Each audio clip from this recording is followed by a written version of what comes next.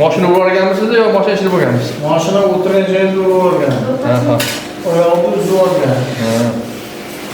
Xo'p.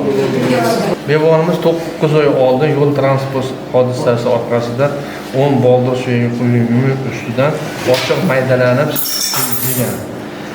Hozirgi kunda bemorimizda boldir suyagini quyi ustida yolg'on bugun hosil bo'lib, mana bugun bitgan yo'q. O'sha yer bitgan mana. O'nli harakatda bitgan yo'q. Bugungi qilayotgan operatsiyamizdan planimizdan maqsad bemorning oyog'i hozirgi kunda suyaklar olib tashlangan, o'sha ochiq singanligi uchun hozirgi kunda oyoq 7 sm kalta.